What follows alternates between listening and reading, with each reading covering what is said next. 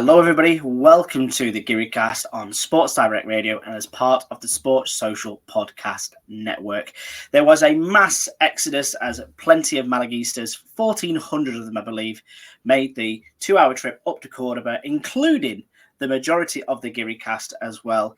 But they were not to be rewarded for their huge effort as Malaga fell short of beating the chasers of Castellon at the minute, Cordoba, by going down 1-0. We had one man on the podcast tonight who was at the game, one man who was watching the game, and the other man who was just in Cordoba for the fun of it. So I'll introduce you both. Chris Marquez, nice to see you once again. How was Cordoba? Yeah, what to say? Nice atmosphere, nice day out. Horrible result. Horrible football. Is Chris now wishing he was the man that was just in Cordoba? I bet he is on some level. No, not at all, because I watched a good friend of mine fly. Yeah, is this the most steepest stadium? It's the steepest stadium I've ever seen in my life. Oh, I remember. He fell from the top seat, the top row, all the way down, but like really down. How did he not break a leg or something or an arm? Well, he fell backwards. Just to break a neck. And then I saw him roll, and I saw him going on his side, and then people got hurt because I am laughing about it, but people got really hurt actually. That must have been really cool. Yeah, because police came, paramedics were there, a lot of paramedics. I think 18 or 19 people were seriously hurt. Crikey. Well, a lot of Malaguistas left the Estadio Archangel, I think it was called that. It's not an angel, Archangel. Archangel, whatever it might be. Their hearts broken and some maybe physically broken as well by the sound of things. But one person who wasn't trampled on in this accident was Alex Ashmore, because, as I've alluded to, he was in Cordoba, but you didn't get to go to the game, Alex, because ticketing and accreditations didn't quite work out for us. But you got a nice afternoon out. Did you stay over?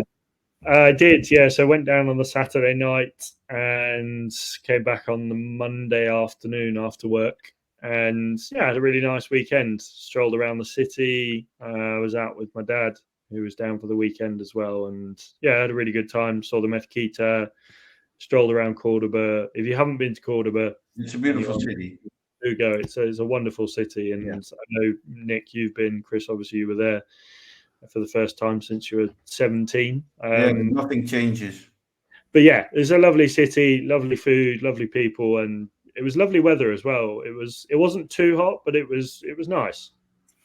Yeah, a sentiment I definitely echo. And if you are in Malaga for an extended period of time, it is a fairly simple train ride away to Cordoba, or if you've only an hour on the train, or as I've done previously, even driving it is beautiful, and you get to see all the rolling, Spanish countryside. You get to drive past Antequera on the left-hand side. So, it's definitely worth a visit. Maybe not to watch your football club play at the minute. Maybe don't do that, because Cordoba are on fire at the moment. But we'll come on to that in a second.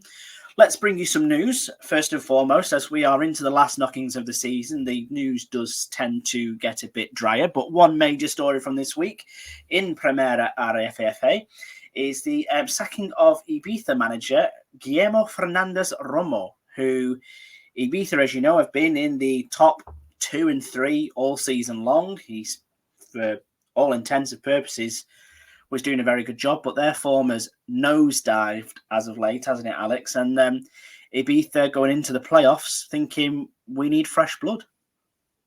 Yeah, I think, to be honest, I don't see anything wrong with it. I think, if you think it's not going the way you think it's going to go, at the end of the day, playoffs is a lottery. You could play your worst football and still win. But if you want to give yourself the best possible chance and you don't think your manager is doing that, make a change. And although, there could be the argument if he doesn't have a lot of time to implement his style, his tactics, his changes, there is that common football phraseology of the new manager bounce. And with 3-4 games left in the season, 5 games left, that's the perfect amount of time to have a new manager bounce, get yourself up through the playoffs, and then you can implement your new tactics and new culture and what have you. So, to be honest, I think it's a good decision. It's a win-win, basically. You go up, you don't think you were going to go up through the playoffs with your previous manager, you sack him, you bring in a new one, he doesn't go up, you try again next year. If you go up, it's a stroke of genius. It is a gamble, to say the least. And, for me, again, with this mentality, maybe it's a UK mentality, and, interchanging managers in Spain is like changing your shoes. It happens so often that it's kind of normal. But Chris, for you, he's obviously worked hard to get them to where they were. They were flying at one point, very much neck and neck with Castellón, and the wheels have only come off sort of in the last 7 to 8 games for them. But do you think it's a good idea for them to do this? And dare I ask, do you think it's risky? But I think it's very risky. But I think if once you go down, you go down. If there was a solution of saving it, then the manager would have the team back on track already. But they don't, and I see that the same with Malaga. And I think, from what I've seen and read and know about Ibiza, is that they are a very smart club. They almost everything they do, there's a plan behind it. So I think this might work. And we asked the Malaga fans. We asked them yesterday, and the Malaga fans are a bit. I don't know. Torn? They don't have all the same opinion, let's say. There are a bit different opinions. Well, because we did a poll and 40% said sack Pellicer. Okay. 50% said keep Pellicer. And 10% doesn't have opinion. Okay. So fairly. If you don't have opinion, why do you even participate? You just don't press anything, please. Just... Yeah. Why don't you have that button? Why was that an option? Because I always do, because I think it's funny. But I believe it was Kike who came out. I've just changed it for you, Chris. 41% now. Oh, there we go. Alex has got his input in. But Kike Perez did come out this week and said that Malaga still have full faith in the manager, in Sergio Pellicer. I as well think that the players are also still behind Sergio Pellicer as well. I think he has that culture, as much as I think I described the game, which we'll talk about shortly, as like playing Sabutio at times against Cordoba, and for a lot of this season as well. Very rigid, very slow football, but I think it wouldn't necessarily have the same effect that Ibiza are looking for with Malaga, in my opinion. But we'll talk about Pellicer's future later on, and we'll keep an eye on Ibiza going into the playoffs with fresh face. And as you said, Alex, 4 games to sort of like get his ideas out there. One massive success we can talk about in relation to Malaga is the Unicaja's Champions League win. So trophies on the Costa del Sol, the basketball team of Malaga coming home with the Champions League trophy. Alex, you are a bit of a purveyor of Spanish basketball. I know you don't go to see Malaga, but you've been to watch Real Madrid a few times. What does this mean? Just explain to me like I'm 5. No, I think it's a success. I mean, if you look at the grand scheme of things, the NBA is the be-all and end-all, the peak of basketball. It's not like football where you have leagues around Europe, in this case, or in the world, that can compete with each other. The NBA is that. If you're not in the NBA, most people quite often won't watch what's below. But Spanish basketball, the Spanish league is probably the second best in the world. And at the moment, obviously, Unicaja won the Copa del Rey last year. This year, it was in Malaga. And, the growth of basketball in Spain has been exponential. I think obviously helped with the Gasol brothers who played for the Lakers back in the early 2000s till sort of still, not too long ago. I think Pau Gasol stopped recently. Yeah, Pau Gasol and he's a legend at the Lakers. He's a NBA legend. I think he's even, I'm not sure if he's a Hall of Famer yet, but could be. He was part of that Kobe team. So basketball is one of the biggest sports in Spain. I think the Spanish team are one of the top 3 in the world.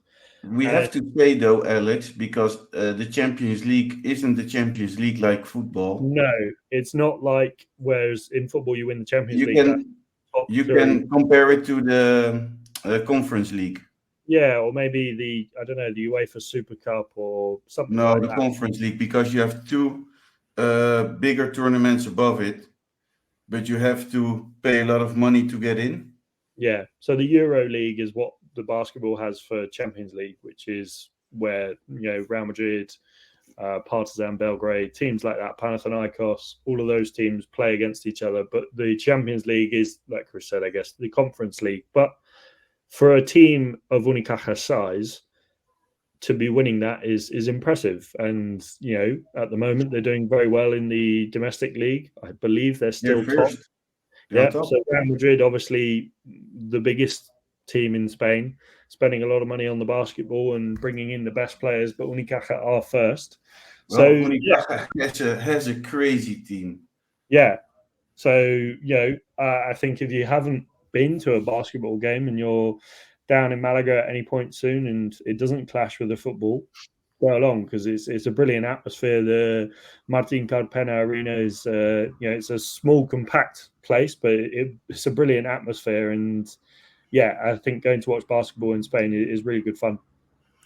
Yeah, and there was a gentleman who came out recently, within the last week, I think it was, who said, what Unicaja are doing in terms of putting Malaga on the map, sporting-wise, is fantastic, but there is a desire and there are buyers out there who want to replicate a similar thing with a football team in Malaga as well. And he was talking about the impasse at the minute with the ownership, saying there are people ready to bid for the club. Chris, how good would it be for Malaga, the city, not just to have a fantastic basketball team, but also a world-class football team as well? Listen to this team. Dylan Osikowski, Melvin Ejim, Tyler Kalinowski. Kalinowski is a blast. Taylor, Barreiro, Alberto Diaz, who became a world champion with Spain. Alberto Diaz like a hero. Tyson Carter, Jedovic, Augusto Lima, Will Thomas, Kravic. Yet to mention my favorite, Kendrick Perry.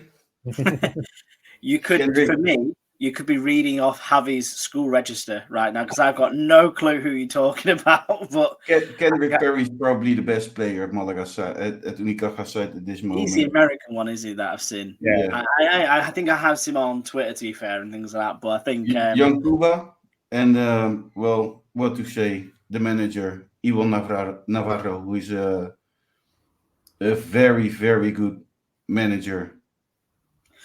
Well, that raises an interesting question. I know you won't know too much about Ted Lasso, but would the Unicaja manager be a good replacement for Sergio Pellicer for the playoffs? Can you imagine that? Oh my god! I think he could be Iwan Navarro could be a good replacement. To be honest, he's not from Malaga, though, is he? Is he Basque or somewhere like that? If I remember rightly. I think Basque, yeah. I'm at this point. I'm just like, why the hell not? Just go for it. See what happens. It worked in the television. We did this tournament. Obviously, this year Malaga didn't win the cup, but the cup is like a big thing. And why? Because last year they won the Copa del Rey, and it's a big thing because they defeated Real Madrid and they defeated Barcelona, and that's almost impossible to defeat those two teams. It's their 6th prize in the history of the club, And imagine that 2 of the prizes came under the hand of Ibn Navarro. So that's amazing. Well, watch that space, I would say. And there's a lot of synergy between Unicaja and Malaga, which is always nice to see as well. And hopefully the football in Malaga will be as successful as the basketball is at the moment as well. And once again, congratulations to Unicaja for that Champions League win too. But unfortunately, the football isn't as good in Malaga at the moment. And we'll go on to talk about the Cordoba game now. So, as I mentioned before, 1,400 fans making the short trip north to Cordoba. Again, a massive effort from them. When we looked around the stadium from the videos you sent us, Chris, and Luke sent us a few as well, there looked to be more to me than that. It felt like there was more Malaga fans in the stadium than were actually Cordoba fans. Is that the case, or is that my eyes tricking me a little bit? There were definitely more Cordoba fans. There was a lot of them there. Well, I think was it the 21,000 were there, was it? Yeah, and Malaga had 1,400 fans with them. Or they say 2,000, but if it's 2,000, there's still 19,000 left. And they made a lot of noise. Yeah, the stadium looked great on the day as well, and I'm not going to lie, it doesn't make sense from the outside at all. It's a weird looking stadium, isn't it? It's ugly as fuck. It's like a semicircle stadium, isn't it? It's got one really flat stand, and then the rest of it's curved, and you're like, why? like there is no. It doesn't have anything beautiful. Only the floodlights, maybe. No, and it's way out on the edge of town as well, isn't it? And we've given grief to the likes of to Algeciras having very ugly looking stadium from the outside, but it's very nice from the inside. Yeah, it looked really good, especially with all the hoardings in the the green and white of Cordoba as well. We've got to remember as well that Cordoba did appeal to move this kickoff to 6 o'clock. It was left at 4 o'clock, and I suppose the question I've got to ask is, was it hot or were they just unnecessary? Totally unnecessary. I wouldn't say it was hot enough to move it. It was probably about 22, 23, Chris, would you say? Yeah. It wasn't that warm. It was warm, but not so warm that I say, wow.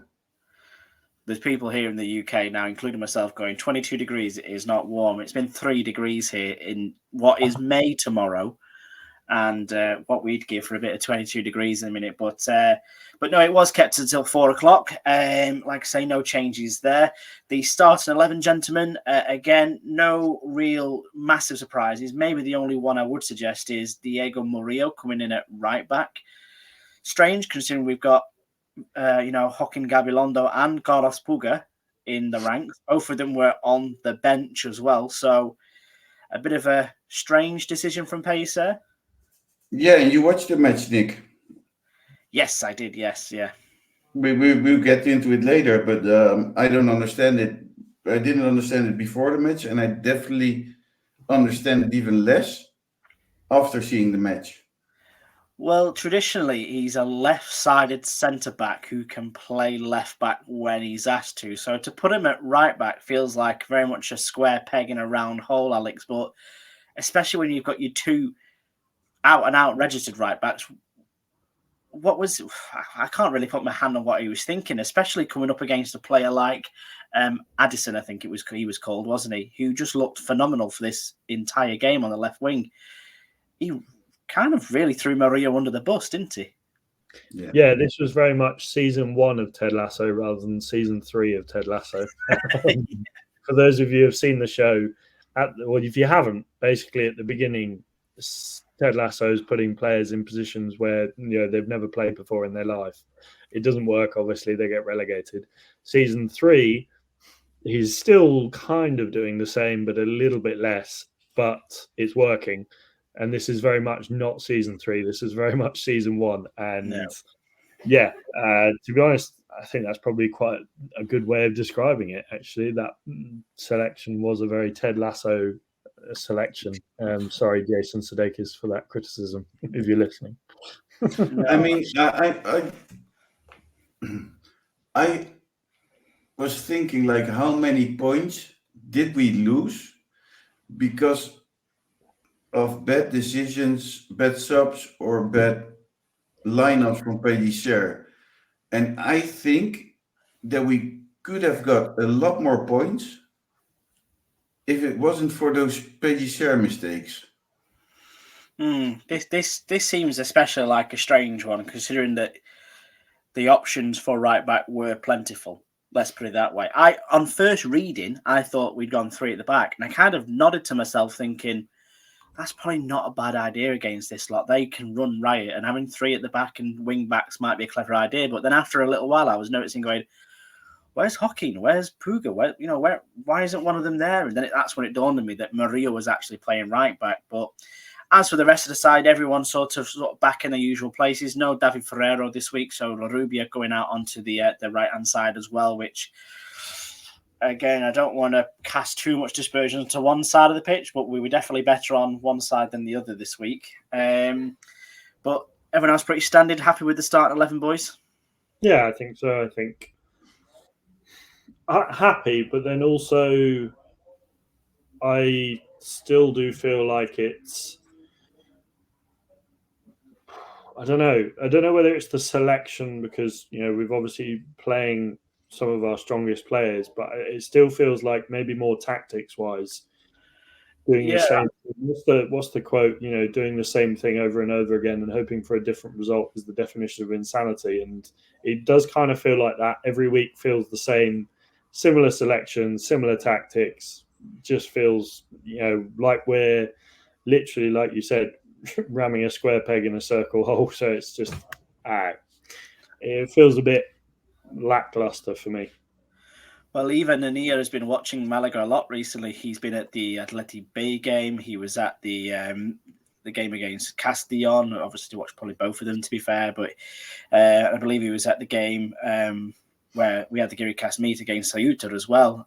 So he's watched us a lot. But we've said many times that you don't need to watch. We know what team Pellicer is going to pick, and I think that's the part where we're getting to now, where we show the incredible lack of depth we've got in this squad in particular. But I wouldn't put this far away, maybe Ferrero and Joaquin aside, being our strongest 11.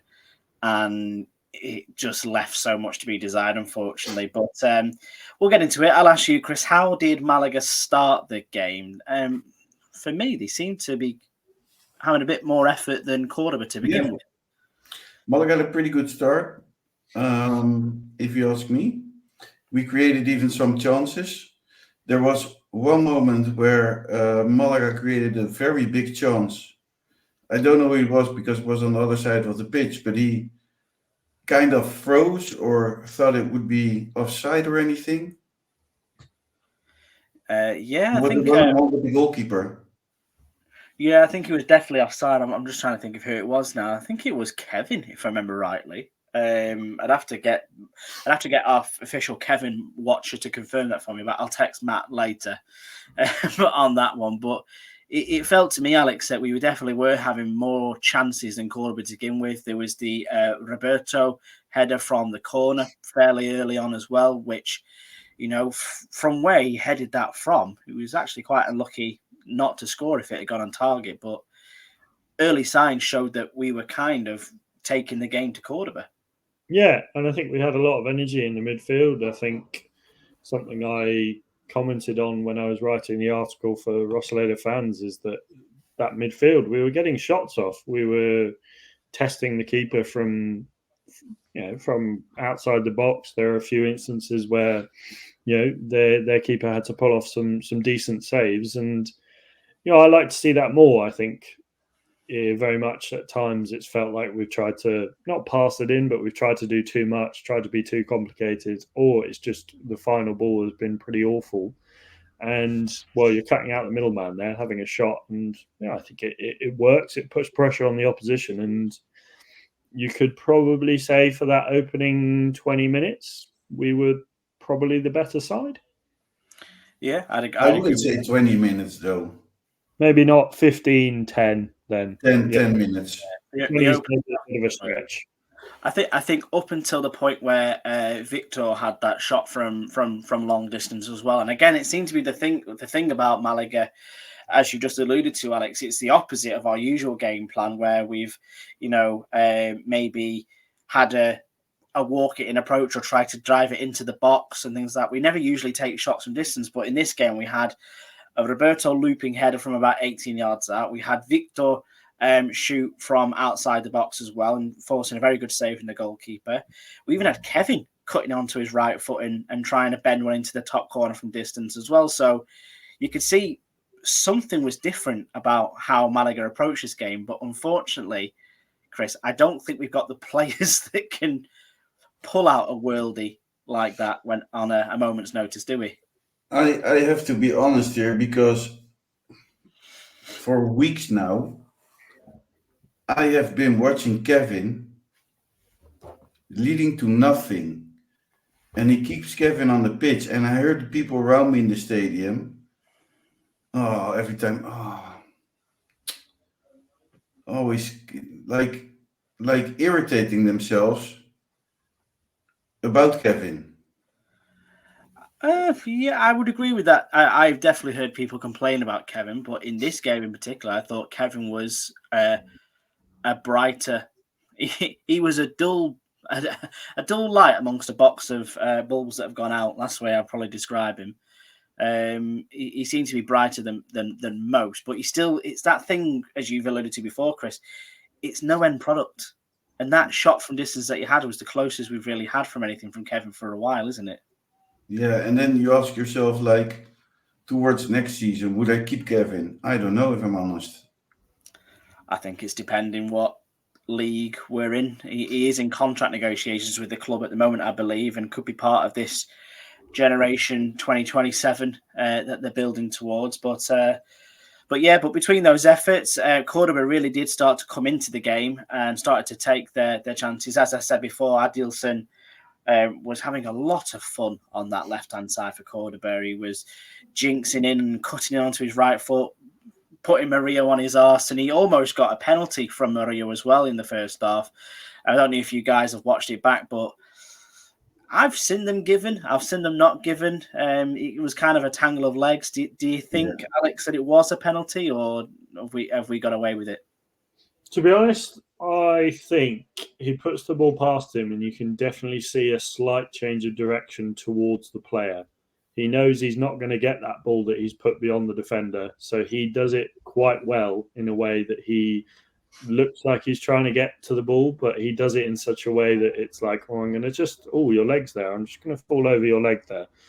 I don't think it was a penalty. I think at first when I saw it, I was like, well, that's a stonewall penalty. How did you not give that? Mm-hmm. But the more I look at it, I think it's very cheeky in a way. And I think, like you said, I've seen them given, but for me, not a penalty. Yeah, he kind of like lent his leg into Murillo, didn't he? But the referee was well placed, Chris, wasn't he? He was only about 8 yards away. Good decision. In this league, it says nothing where the ref is. Yeah, the referee could be on the other end of the tackle and he still might not know. He could have paused it, watched it for about 5 minutes and still given a different decision. But we've got to give credit where credit's due. If they make a good decision, we've got to flag them off when they don't make it a good decision. We've got to at least praise them when they do make a good decision. But again, it was really the momentum was with Cordoba towards the end of the first half, and they almost scored just before the half-time whistle. And again, it was through Adilson down the left-hand side. He got to the byline and cut it back for the Cordoba striker, and he just couldn't get his feet from out underneath him. And again, Malaga living very dangerously going into half-time. After that, we got into the picture after half-time. Malaga came out basically a shade of themselves for me.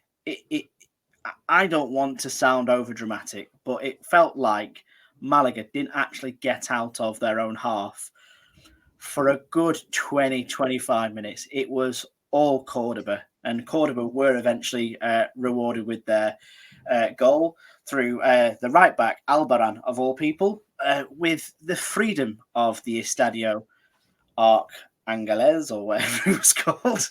You might have to put that in there for me, boys.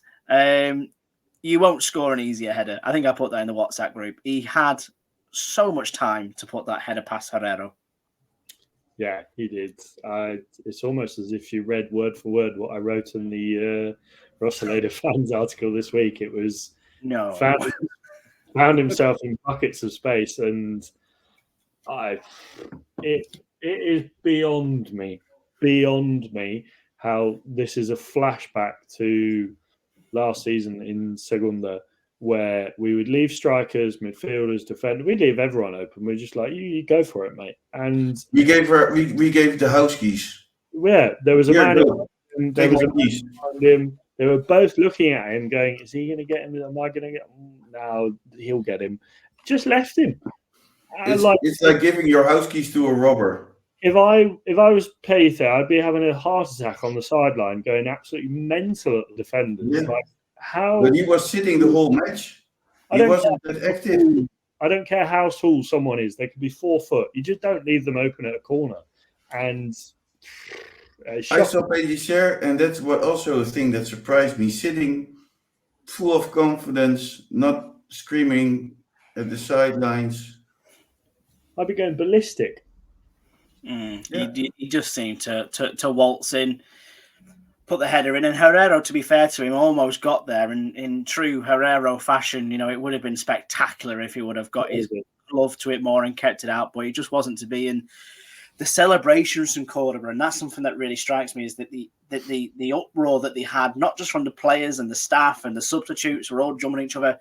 It was the noise, and I could even hear it through the television. And they were up on their feet. And to be honest, I think that's what killed Malaga off completely. I don't think you could make any substitution at that point. There was no way Malaga were going to get into the game, because momentum and just pure jubilation was with Cordoba from the moment they got that goal. It was a massive sigh of relief for them, and then it was like the weight was lifted. We've got this. So yeah, and Malaga really didn't show anything coming back into it. And this is at a point where we've pulled Murillo out of the firing line. We've put Joaquin on at half time.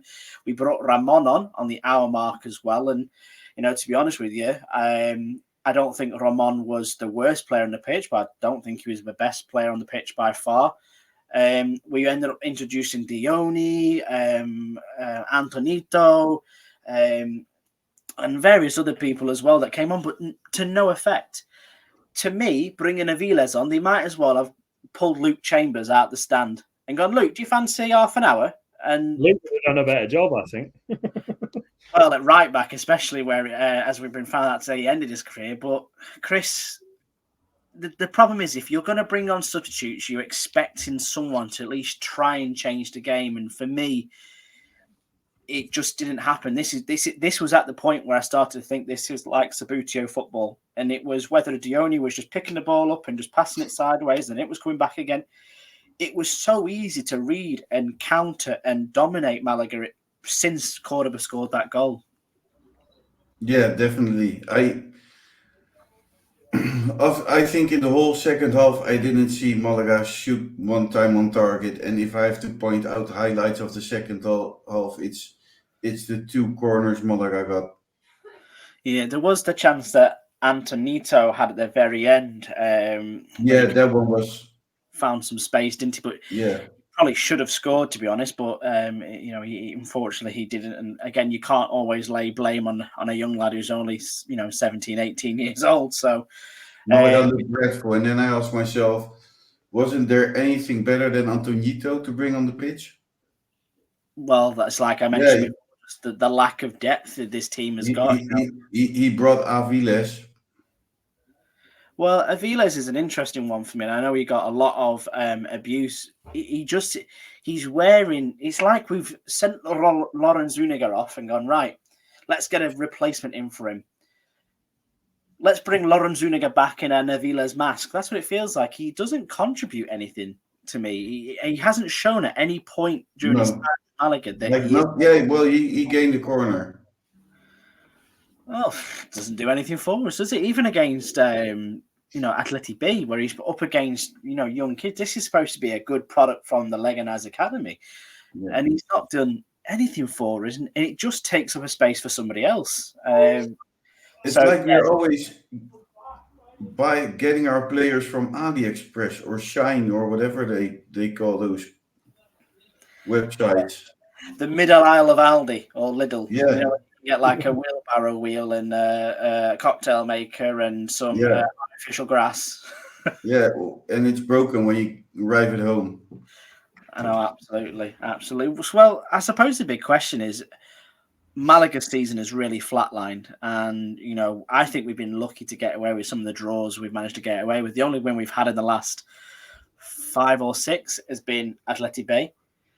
And even then, it was by a 1-goal margin, wasn't it? So, what's gone wrong, Alex, recently? Why are we so flat? Where's the energy? We're supposed to be getting ourselves pumped up for a playoff campaign here, but at the minute, it's just dead on its arse. It is. It just feels tactically flat. Selectionally, if that's even a word, it's now a word. Flat. Performance-wise, it's flat. The manager doesn't inspire me in any way. The team that we select every week doesn't inspire me anyway, and that's in no way a criticism of the players because they are trying their best. Most of them can't help not being that good because they are quite bad, some of them, and it just feels like every week, like you were reading off the substitutions there, and it's almost as if we're a play that's on tour and we're going to different cities and we've got the same act. It's like, oh, we'll do this for the first hour. Then Dione, it's your part. You're up. You remember your lines, mate. Oh, just hover around the edge of the box and don't really do a lot. Roberto, you run around, but make sure you don't give him too much of the ball because we want him to keep running around. We don't want him to have good service or anything like that. We just want him to chill there. So yeah, I just flat in every single way. It doesn't inspire me. Going into the weekend, I wasn't very hopeful of getting a point, and I think the better team won. Cordoba didn't blow us out of the water, but we were shocking. And yes, I think the only way that we change this now is maybe, I don't know whether we've just got too comfortable, and I think we need a change of direction, a change of tactics, and a change of personnel in the dugout.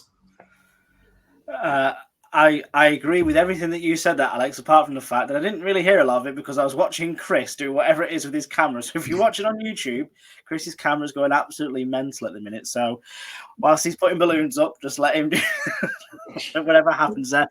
Chris, from the balloon room, would you agree with what Alex says? Totally. Do you know what Alex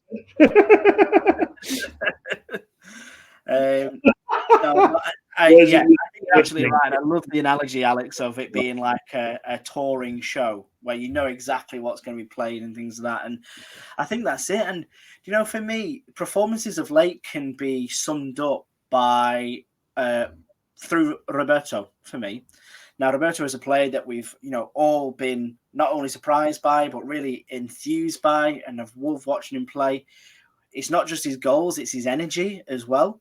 And in the last few games for me, especially since he's come back from injury, maybe with the exception of the Algeciras game, he hasn't looked as energetic as he usually does. He's not closing down as quick as he usually does. He's not finding the space like he usually does. Dare I say, he's looking a bit more like Dione rather than we'd like Dione to look more like Roberto, if that makes sense. So I'd definitely say that we are flat at the moment, and there is just nothing, neither a player nor a manager who is that spice, that spark who can get us going again. And I think that's something that Malaga massively missed there. So, to be honest, I think if I was running around like Roberto is every week and I wasn't getting the service like he isn't, I'd probably stop running around at some point. Well, I think that's a massive part of it as well. There's only so much you can do when you are marooned up there for large periods of time as well. So, but if you look at what we have in our bench, we have Musa on the bench, we have Juanpe on the bench, we have Sangali on the bench. Is this Sorry? We have Dani Sanchez. I like Dani Sanchez, to be fair, yeah. We have, what else do we have on the bench? We had Antonito, we had Puga, we had Joaquin, we could put Isa Marino in there, Aaron Ochoa Maloney. So there's lots of options, but again, I just don't see one of those people. The person I thought it was going to be this season for me was David LaRubia. I thought he was going to be the spark. I thought he was going to be the man to make it happen. More recently, too much to my excitement has been, Manu Molina, but he is, again, his form has really come to a grinding halt as of late. He's not doing what he was doing 2 months ago, which made him, unplayable at times. And even Daniel Lorenzo, ever since he broke his hand, doesn't seem to be as energetic and as involved as we would like to. But hopefully something will change and something will click, because Malaga only need, worked it out, something like 4 points to guarantee themselves a playoff spot from the remaining 4 games. 4 points, They need something to, really stick a rocket up their arse, because, if they're going to go to the other side of the draw, I think it was you who was telling me, Alex, that they're going to go up against an energetic B team, probably either Celta, Fortuna or Barça B. Actually, if the season finished today, and I realised this the other day, we play Gymnastic, isn't it? And then also, if we beat Gymnastic Tarragona, we play none other than Cordoba in the final. Well, that's exactly it. If make it to the final. If we make it to the final. But yeah, we could come up against, like you said, an energetic B team. Obviously, I think just to quash any worries, Pau Kubasi and Lamine Yamal won't be playing. They'll probably be at Euros. Fingers crossed. We hope, unless Luis de la Fuente doesn't select them for some odd reason. Maybe Kubasi might be playing, but Lamine Yamal won't be. I just think, an energetic B team, maybe we get a result over Celta Vigo B. But to be honest, I could see us getting played off the park by Barcelona. Yeah, and avoiding Cordoba has got to be maybe the aim of the game here, and maybe, I don't know which way it works, if we can overtake Ibiza or maybe even let Ceuta overtake us and finish in 5th. I don't know what Spanish football gods. He's just losing games, so then we finish in like 5th. Then we have to play someone else and not Cordoba in the final. Imagine the tactical masterclass that would be. Imagine if that was his idea all along and we'd just be, pay it. Sergio. Let's get to the fun part anyway, and I know exactly which ways these are going to go. So first of all, I will ask you your chumbo, Mr. Murillo. Yeah. It's an easy one. I mean, Nespresso, what else? Yeah, no, I will agree with you there, Chris. I'm going to go with Murillo. You don't get hooked at half-time and then put the actual right back on if you've not had a bad half. I don't think it was his fault. No, but he's still the worst player on the pitch out of a very bad bunch. Alex, are you going to make it a clean sweep? Yeah, Murillo, shocking performance, to be honest, and even more shocking the fact that he was picked by Sergio Pellicer to play in that position. Yeah, it's poor. It's poor management for me to bring him from out of the cold for the last 2 games and play him in his unnatural positions, and especially at right back. So again, I attribute as much of that to Pellicer, and dare I say, if there was a dishonourable mention, I'd give it to Pellicer himself. Can someone cancel Pellicer's Apple TV subscription for the next month or 2? Yeah, just get it out the window. But I think I know which way Biznaga's going to go as well. I've certainly got my ideas here, but I'll let you guys go first. So, Chris, I assume that you're thinking the same as me, or maybe not. Who knows? Who knows what's going on in that head? There's 2 monkeys doing ching, ching, ching, ching in my head, because I don't have anyone for Biznaga. Like, no one comes in my mind for Biznaga. Well, can I give you my Biznaga then? And you can't give it to the fans. That's too easy. I will. I am going to give mine to the fans. It's far too easy, but they deserve it. 1,400 of them doing what they're doing, and dare I say, I'll also give it to yourself, Matt Harrison, and Luke Chambers, and even Alex Ashton for getting in the general vicinity, for going to Cordoba. Okay, the fans get the Biznaga, but if you have to choose a Malaga player. if I had to choose a Malaga player, oh God, I'd maybe have to go with a very, very reluctant Kevin, just because he was the only one that seemed to be doing anything for me. I'm not doing a Bisnaga this week because I don't. I think you could maybe at a stretch say that Roberto ran himself ragged, didn't do anything. It's too easy as well. If I had to pick one, I'd give it to Alfonso Herrero. I think, I mean, if you don't know what to do, give it to Alfonso Herrero. Yeah, but to be honest, he didn't do anything wrong. He couldn't do anything about the goal. Yeah, I think he's the best keeper in the division. Well, on the official match report, I will give you the 4 players. No player finished higher than a 6, but there were 4 players who finished with a 6, and that was Alfonso Herrero, as you've mentioned, Alex. Juande got given a 6 as well, and David Larrubia also got a 6, which seems strange to me because I didn't think David Larrubia had a good game at all. Juande is maybe good at defending, but he loses so much time starting any creativity. There's no pace in his building up. No, I don't think there's any pace in building it up for anything as well, because as soon as you get past Juande into midfield and you're into Canaro, then it's still slow there, and there's still, it is table football at times, but like I say, Bisnaga, I think for all of us, to the fans and also the Cordoba fans, were very, very, treated the Malaga fans very, very well. Lots of round of applause for them at the end. Singing at the end, back and forward to each other.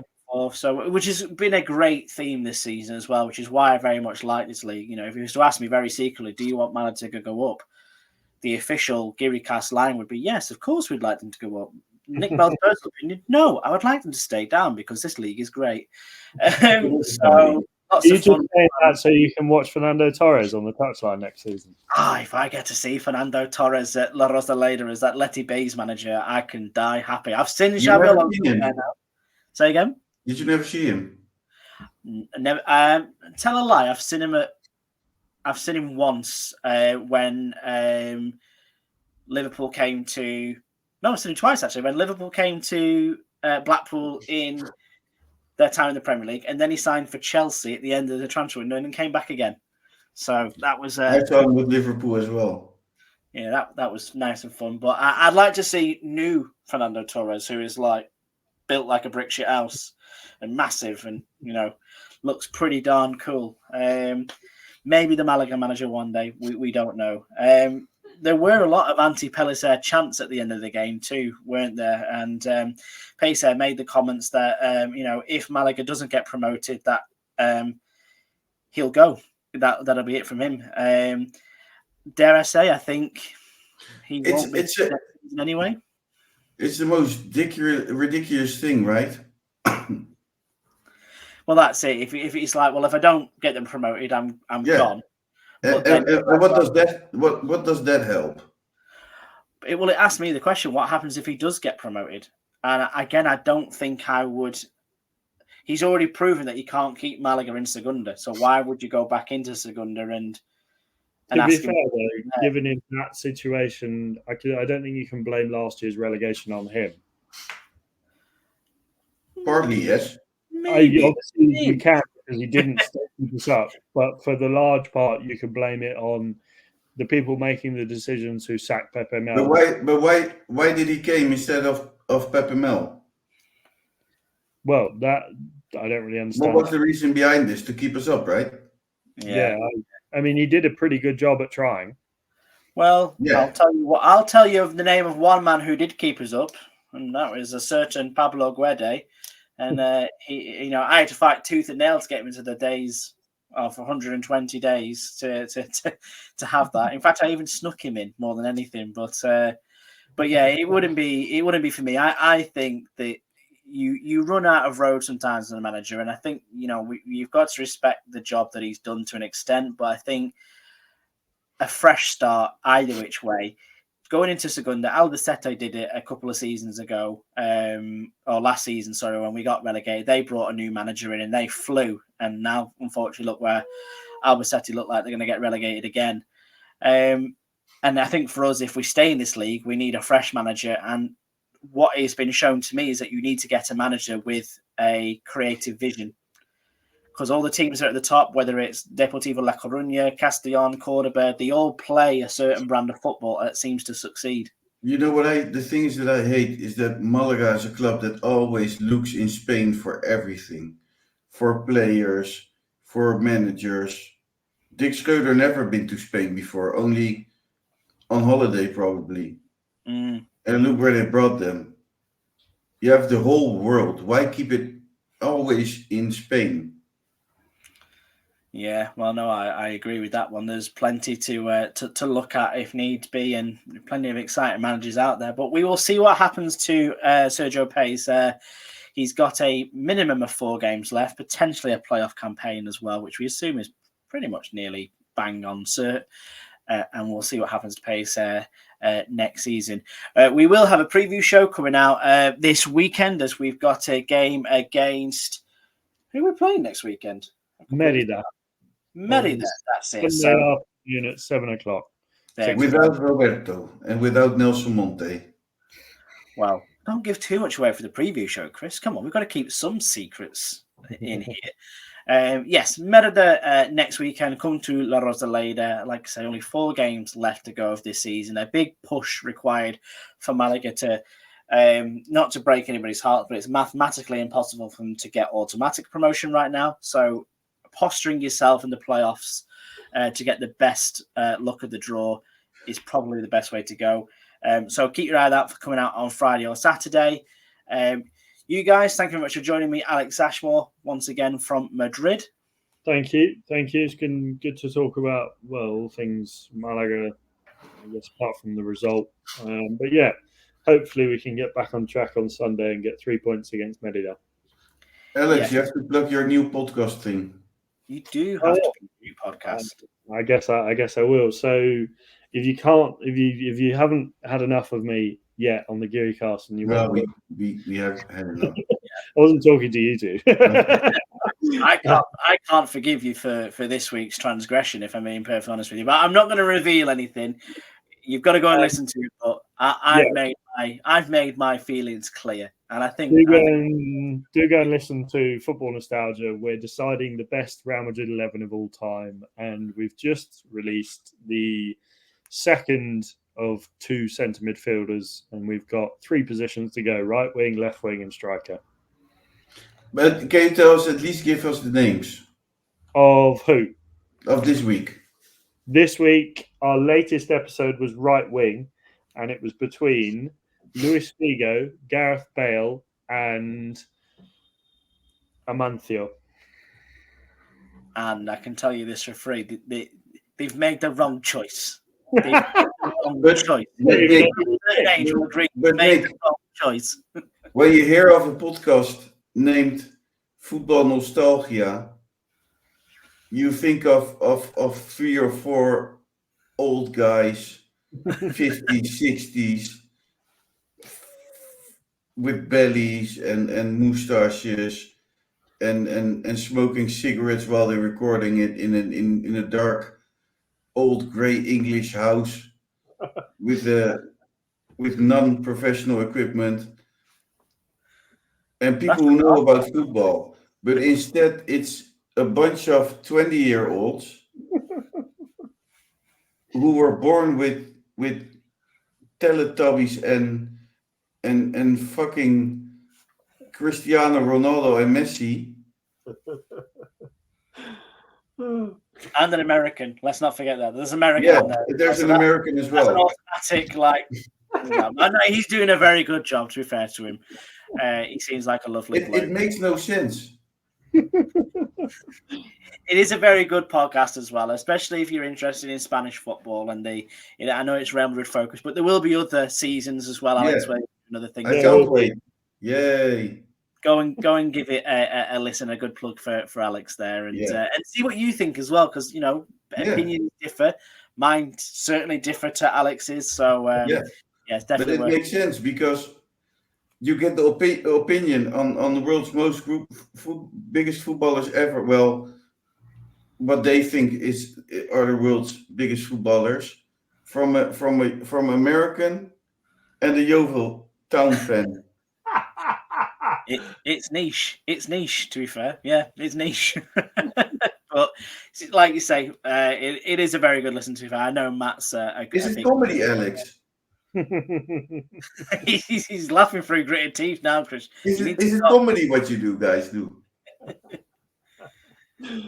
Oh dear. No, joking. It's fun to listen to. Yes, absolutely. And well, thank you very much for joining us on the proper podcast tonight. Nick, Alex. do you want to plug something as well? It's a new thing here.